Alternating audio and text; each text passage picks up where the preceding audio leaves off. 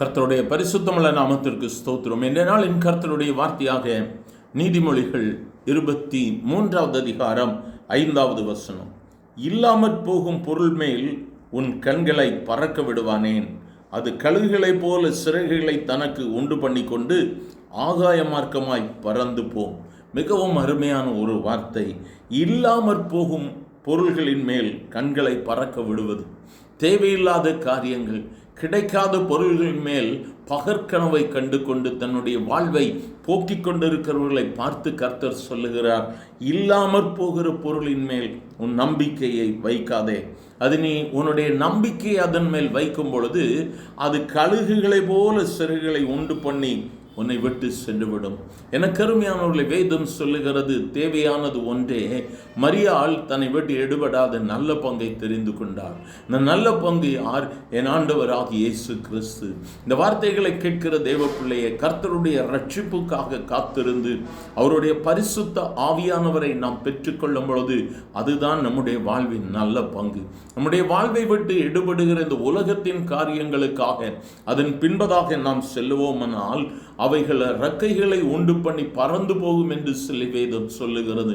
தேவையானவைகளை கர்த்தர் நிச்சயமாக நம்முடைய வாழ்விலே கொடுப்பார்.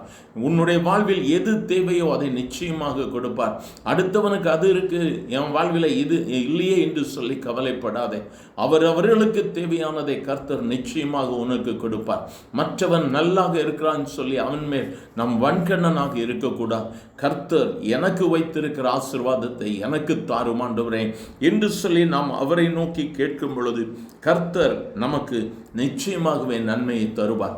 ஒருவேளை கலங்கின இருதயத்தோடு, ஆண்டவரே பல துன்பங்கள், பல போராட்டங்களப்பா, வாழ்வில் நிம்மதி இல்லை, முடிவே இல்லை என்று சொல்லி நீ கேட்கிறாயோ, வேதம் சொல்லுகிறது நிச்சயமாகவே முடிவு உண்டு. உன் நம்பிக்கை வீண் போகாது. இந்த இயேசுவை நோக்கிப்பார். கண்ணீரோடு கூட அவருடைய சமூகத்தில் வந்து நில். ஆண்டவருடைய சமூகத்தில் உன்னை ஒப்புக்கொடு. குறிப்பிட்ட நேரத்தை ஒதுக்க ஆரம்பி. இந்த நேரத்தில் நான் தேவ சமூகத்தில் ஜெபிக்க ஆரம்பிப்பேன். சொன்ன வார்த்தையை ஆண்டவருடைய சமூகத்தில் கனப்படுத்து. பொருத்தனைகளை எடுத்து பின்வாங்கி போனாயோ, மீண்டுமாய் இயேசு உன்னை கூப்பிடுகிறார். மீண்டுமாய் இயேசு உன்னை அழைக்கிறார். இல்லாத பொருள்களின் மேல உன்னுடைய நம்பிக்கை, உன்னுடைய எண்ணங்களை விட்டுவிட்டு நீ இருக்கிறவைகளை விட்டு விடாதே. உனக்கு ஆண்டவர் கொடுத்திருக்கிறது போதும். இதில் ஆண்டவர் என்ன ஆசீர்வதி. ஆண்டவரே கொடுத்திருக்கிறதுல நீ மேன்மைப்படு. எனக்கு பிளெயின் வாங்கணும்னு யோசிக்காத. இருக்கிறதுல ஆண்டவர் என்னை ஆசீர்வதியோன்னு சொல்லி கேளு. கர்த்தர் உன்னை நிறைவாய் ஆசீர்வதிப்பார் என்று கர்த்தருடைய கரம் உன்மேல் இறங்குகிறது. நிச்சயமாகவே முடிவுண்டு தேவ பிள்ளையே. கர்த்தர் உன்னை கரம் பிடித்திருக்கிறார். அவரை நோக்கி பார்க்கலாமா? எங்கள் அன்பின் ஆண்டவரே, ஆசீர்வதிக்கப்பட்ட இந்த நல்ல காலை வேளைக்காக நன்றி அப்பா. மற்றவர்களை பார்த்து எங்களுடைய வாழ்க்கையை அல்ல, இல்லாமற் போகிற பொருளின் மேலாய் எங்களுடைய கண்கள் அல்லப்பா. எங்களுடைய கண்கள் உம்மை நோக்கி பார்த்து கொண்டிருக்கிறது அப்பா. வேலைக்காரியின் கண்கள் எஜமாட்டியின் கண்களை நோக்கி இருக்குமா போல எங்கள் கண்கள் உம்மை பார்த்து கொண்டிருக்கிறது.